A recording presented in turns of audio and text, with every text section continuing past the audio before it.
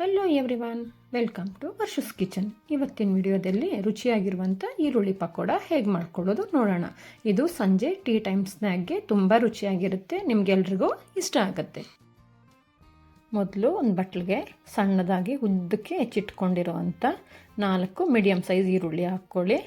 ಒಂದು ಜಜ್ಜಿಟ್ಕೊಂಡಿರೋವಂಥ ಬೆಳ್ಳುಳ್ಳಿ, 4ರಿಂದ 5 ಸಣ್ಣದಾಗಿ ಹೆಚ್ಚಿಟ್ಕೊಂಡಿರೋವಂಥ ಹಸಿಮೆಣಸಿನ್ಕಾಯಿ, ಸ್ವಲ್ಪ ಕೊತ್ತಂಬರಿ ಸೊಪ್ಪು, 2 ಎಳೆ ಕರಿಬೇವಿನ ಸೊಪ್ಪು ಹೆಚ್ಚಿಟ್ಕೊಂಡಿರೋವಂಥದ್ದು.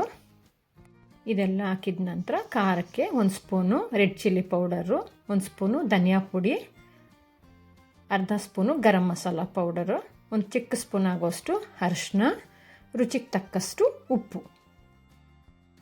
ಇದೆಲ್ಲ ಹಾಕಿದ್ಮೇಲೆ ಈರುಳ್ಳಿ ನೀರು ಬಿಟ್ಕೊಳ್ಳೋವರೆಗೂ ಚೆನ್ನಾಗಿ ಕಲಿಸ್ಕೊಳ್ಳಿ.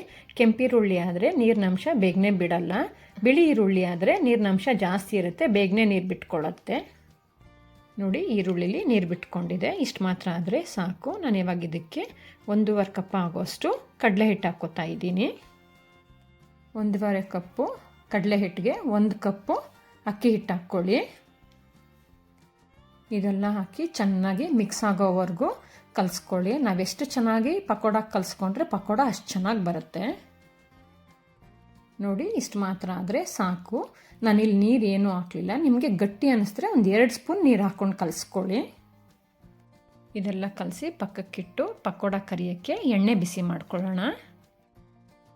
ಡೀಪ್ ಫ್ರೈಗಾಗೋಷ್ಟು ಎಣ್ಣೆ ಹಾಕ್ಕೊಂಡು ಎಣ್ಣೆ ಬಿಸಿ ಆದಮೇಲೆ ಕಲಸಿಟ್ಕೊಂಡಿರೋಂಥ ಪಕೋಡ ಹಿಟ್ಟನ್ನ ಎಣ್ಣೆಗೆ ಹಾಕ್ಕೊಳ್ಳಿ.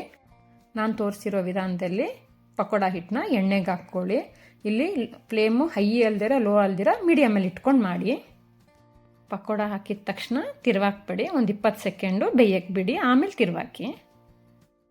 20 ಸೆಕೆಂಡ್ ಆದಮೇಲೆ ಆ ಕಡೆ ಈ ಕಡೆ 2 ಕಡೆನೂ ಬೇಯಿಸಿ ಪಕೋಡ ಕ್ರಿಸ್ಪಿಯಾಗಿ ಬರುತ್ತೆ. ನೋಡಿ, ಪಕೋಡ ಎಲ್ಲ ಚೆನ್ನಾಗಿ ಬೆಂದಿದೆ. ಗೋಲ್ಡನ್ ಬ್ರೌನ್ ಕಲರ್ ಬರೋವರೆಗೂ ಚೆನ್ನಾಗಿ ಬೇಯಿಸಿ ಎಣ್ಣೆ ಎಲ್ಲ ಸೋಸಿ ಒಂದು ಪ್ಲೇಟ್ ತೆಗೆದಿಟ್ಕೊಳ್ಳಿ. ಇನ್ನು ಮಿಕ್ಕಿರೋ ಹಸಿಟ್ಟನ್ನು ಹಾಗೆ ಸ್ವಲ್ಪ ಹಾಕಿ ಪಕೋಡ ಎಣ್ಣೆಲಿ ಬೇಯಿಸ್ಕೊಳ್ಳಿ. ನಾನಿಲ್ಲಿ ಮೀಡಿಯಮ್ ಫ್ಲೇಮಲ್ಲೇ ಇಟ್ಟು ಪಕೋಡ ಬೇಯಿಸ್ಕೊತಾ ಇದ್ದೀನಿ. ನೀವು ಯಾವುದೇ ಕಾರಣಕ್ಕೂ ಹೈ ಫ್ಲೇಮ್ ಮಾಡಬೇಡಿ. ಹೈ ಫ್ಲೇಮ್ ಮಾಡೋದ್ರಿಂದ ಪಕೋಡ ಒಳಗಡೆ ಬೇಯಲ್ಲ, ಮೇಲ್ಗಡೆ ಮಾತ್ರ ಜಾಸ್ತಿ ಬೆಂದೋಗುತ್ತೆ. ಅದಕ್ಕೋಸ್ಕರ ಮೀಡಿಯಮ್ ಫ್ಲೇಮಲ್ಲಿ ಇಟ್ಕೊಂಡು ಪಕೋಡ ಬೇಯಿಸ್ಕೊಳ್ಳಿ.